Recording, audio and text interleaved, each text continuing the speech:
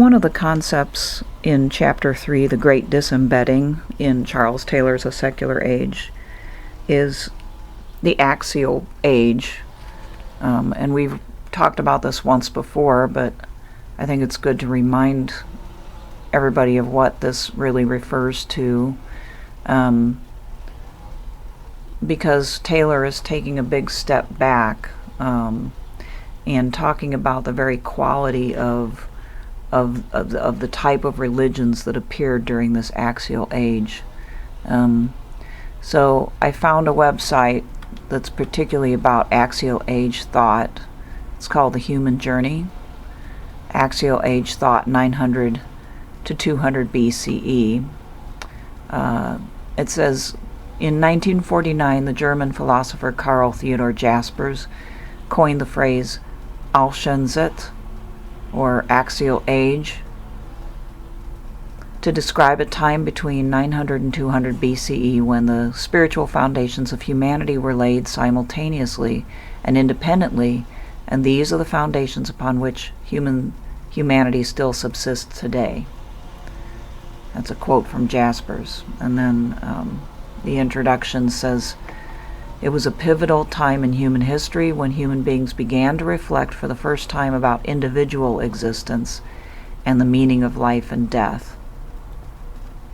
So, whereas before the religions that existed were very collective and were experienced as everybody would have experienced them as a part of a people, a society, a tribe, etc., these new religions which popped up around the world placed an emphasis on the individual and the individual's understanding and connection. So this emphasis on the individual goes way back, and there's some examples here. For instance, in China, we have, during the Warring States period, which some of you probably remember learning about in the intro to political thought, Confucianism and Taoism emerge. In India, we have the Hindu beliefs.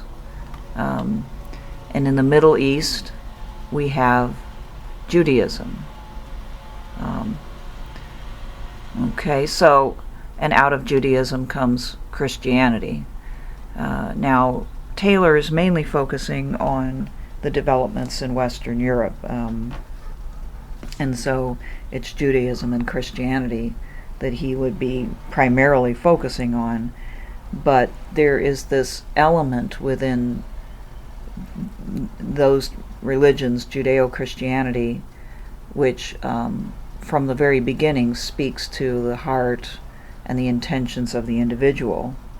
But for a long time, and he has gone over this quite a bit in the previous chapters, for a long time, this was combined with much collective intent and action. So, what we talked about last time, and what we saw even in our discussion of Carnival, the running of the bulls, and everybody in participating as a collective, praying ahead of time, these traditions that everybody did and that everybody sort of lived in, sort of subconsciously lived in. Well, during the period of Reform, or even the period leading up to the Reformation, we get this growing, what he calls disenchantment, which is beginning to break away from the collective, and with the sort of notion of the magical rituals and protections that people had lived for so long. He says at the very beginning of this chapter that the compromise between the individual religion of devotion or obedience or rationally understood virtue on the one hand, and the collective, often cosmos-related rituals of whole societies on the other, was broken, and in favor of the former. Disenchantment, reform, and personal religion went together. Emphasis on personal religion, because that's what he's getting to in this chapter. Just as the church was at its most perfect when each of its members adhered to it on their own individual responsibility, and in certain places like Congregational Connecticut, this became explicit requirement of membership, so society itself comes to be reconceived as made up of individuals. The great disembedding, as I propose to call it, implicit in the axial revolution, reaches its logical conclusion. So the great disembedding of this chapter refers to the process of the collective splitting apart, the feeling of we-ness or togetherness of that previously characterized religion breaks apart. It starts with the axial religions themselves, is what he's saying. There's a seed within the axial religions that points towards individual faith or individuation of people. And so it reaches its logical conclusion in and through the Reformation, but it's there all along. And actually that's why, as we go through the medieval literature we're looking at, you already see it there. So it's countered during the medieval period, but less and less as time goes by, with the previous enchanted mentality. And actually Christianity was combined with paganism at the beginning, as Christianity took root in Europe, and then slowly that paganism, so to speak, is weeded out as there's more and more focus upon purity of intention and purity of the individual soul. And this disembedding, I think, is what Charles Taylor attributes to he attributes our society's great amount of individualism, which Tocqueville talked about a whole lot, our individualism, right back to Judeo-Christianity itself, and through the series of events that lead to a particular interpretation of it. And this disenchantment and individualization combined then lead to a situation where individuals no longer feel connected or driven by religion, but instead can become driven by their own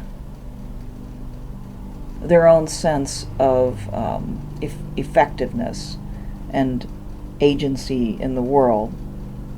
It's aided by the fact that the emphasis on purity and rationality within Reform religions reveals a type of natural order which is to be understood by people and can be understood scientifically and rationally. This is partly what the development of natural law is about. The human mind can understand God's design. On page 152, he says, human agents are embedded in society, society in the cosmos, and the cosmos incorporates the divine. That is the pre-axial view. Again, I'll just say this again. It's up near the top of 152. In the pre-axial, human agents are embedded in society, society in the cosmos, and the cosmos incorporates the divine. And then he says, what I've been describing as the axial transformation breaks this chain, at least at one point, if not more.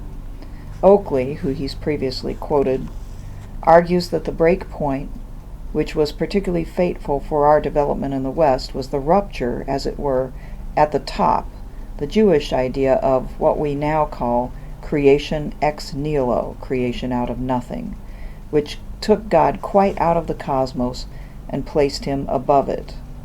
This meant that potentially God can become the source of demands that we break with, quote, the way of the world, and that what Bragg refers to as the wisdom of the world no longer constrains us. And this is something else that he talks about a great deal, that in Judeo-Christian religion there is a call for the individual to go against the world instead of being a part of the world, which is seen as a part of God in a way. The human being is to reject the world, and even to reject the things that he previously loved, including perhaps his own family, for the sake of following his faith. So, but this seed within axial religion took time to grow. Okay, Taylor is saying that the seed was there all along, but it took a long time to grow. He says at the bottom of 153, now axial religion didn't do away with early religious life. In many ways, features of this continued in modified form to define majority religious life for centuries. Modifications arose, of course, not just from the axial formulations, but also from the growth of large-scale, more differentiated, often urban-centered societies with more hierarchical organization and embryonic state structures.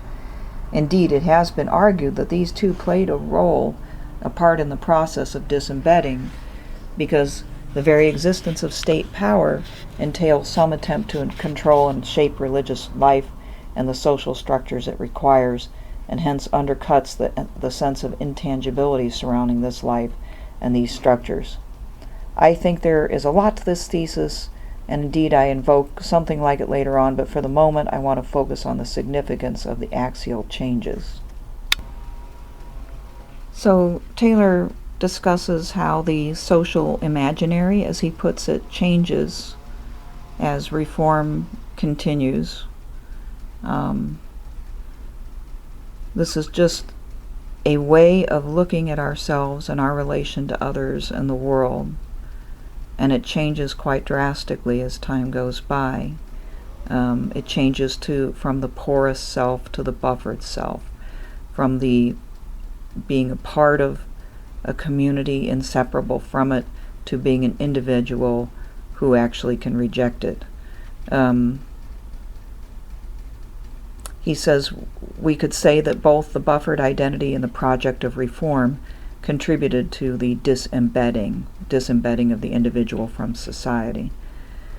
But the new buffered identity, with its insistence on personal devotion and discipline, increased the distance, the disidentification, even the hostility to the older forms of collective ritual and belonging, while the drive to reform came to envision their abolition. Both in their sense of self and in their project for society, the disciplined elites moved towards a conception of the social world as constituted by individuals. End quote. So you see, what he's saying is that in the drive to reform, which is the drive to be more pure, to have a purer and more accurate understanding, to get away from rituals and traditions and beliefs that seem superstitious or somehow magical or not true to the intent of the gospel as the elites understood it, that in the process it can't be helped that people are encouraged to think of themselves more and more as separate individuals. And that this separation, or this idea of individualism, then has a life of its own, unintended consequences, you might say. And this is why Taylor moves next into a discussion of Max Weber's famous thesis about the Protestant ethic and the spirit of capitalism, or the Protestant work ethic, and its embrace of capitalism. He says down at the bottom of page 156, if Anglo-Saxon forms of capitalist entrepreneurship are much less connected to family relations than, say, Chinese forms, which seems undeniable, Has this really nothing to do with the difference between Protestant conceptions of individual church membership versus the Confucian centrality of the family? This seems hard to credit, even if the microlinks can't all be traced. So Taylor buys into, very openly buys into Weber's basic notion that the way that people came to think about the Christian religion in Western Europe affected other things, their view of government, their view of economics, the primacy of maybe their political and economic life over the collective life, maybe most starkly in this statement about the relative value of the family relative to entrepreneurship, or relative to individual action to promote well-being. And this goes along, Weber's view, which he covers elsewhere, and we've already talked about this, partly is about the fact that Protestants, particularly Calvinism, began to look around for evidence that they were among the elect, that they had been, that they were of those who would basically go to heaven, and earthly success became a measure of that, with the idea that God blesses those who are among the elect. And then poverty, as we talked about before, becomes seen as a defect or something to cure, something to fight against, because it feels as though it is an indictment of those people and maybe of the society in which it exists. So, but the more general point he wants to make here is the birthplace of modern Western individualism and the idea of the pursuit of economic success, emphasized over community broadly conceived, but in this case, and maybe most importantly, the centrality of the family, but going further, of the neighborhood, of the village, of the town, of the larger community. He kind of sums it up here, the disembedding, on page 157, when he says, our essential identity was as father, son, etc., and member of this tribe. Only later did we come to conceive ourselves as free individuals first. This was not just a revolution in our neutral view of ourselves, but involved a profound change in our moral world, as is always the case with identity shifts. Then towards the bottom of the page he says, this revolution disembeds us from the cosmic sacred, and not just partially and for certain people as in earlier post-axial moves. It disembeds us from the social sacred and posits a new relation to God as designer. This new relation will in fact turn out to be dispensable, because the design underlying the moral order can be seen as directed to ordinary human flourishing. Okay, so there he makes the move, and reminding us that what has developed out of Christian natural law, and then out of reform, with its emphasis on basically a certain type of natural law thinking, in which people are attempting to become ever closer to the ideal that their religion espouses, of moral purity, of self-control, of charity, and all these things. As people also become more individual in their orientation, they see their fellow human beings as more as projects to be undertaken, or as problems to be solved, rather than as a community to be with and to relate to God with. Okay? And as we look at our fellow human beings as projects to be solved, then we want to understand the world, we want to understand nature, we think more and more scientifically about that so that we can solve those problems. Okay? Now at first this is all related back to God as the designer of the world, he says, right? And that's, St. Thomas Aquinas and his natural law teaching, natural laws, the human ability to figure out what can be figured out about God's design, right?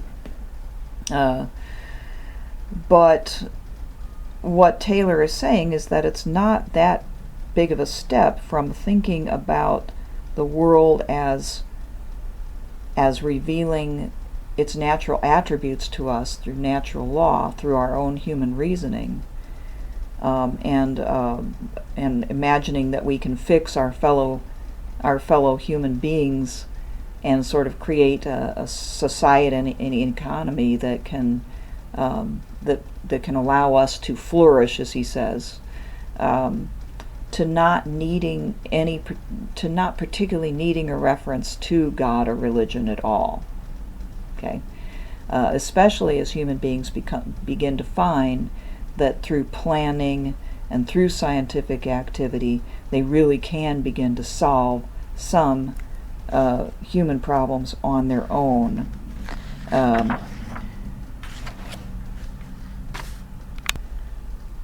So ultimately, the outcome of this, kind of just pointing forward, is a society with a great deal of planning, a great deal of rational discipline. He refers to it as the disciplined society. He's previously referred to it as the police state, which, like I said before, is a term we now use to basically throw at, totalitarian communism, but it simply means to him this idea that the planners of societies will attempt to fix everyone by regulating their behavior.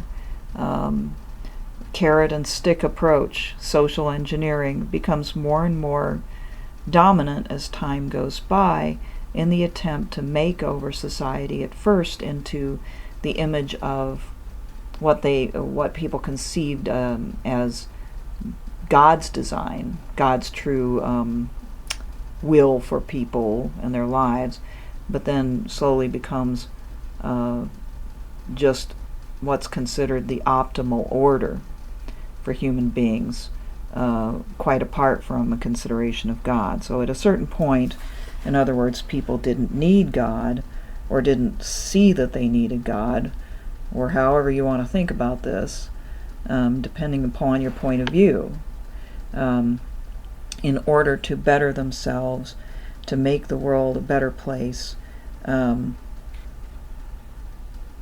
through their own actions and their own initiative. James Smith says of this particular chapter, this disembedded, buffered, individualist view of the self seeps into our social imaginary, into the very way that we imagine the world, well before we ever think reflectively about it. We absorb it with our mother's milk, so to speak, to the extent that it's very difficult for us to imagine the world otherwise now. Quote, once we are all well installed in the modern social imaginary, it seems the only possible one, end quote. That's a quote by Taylor on page 168.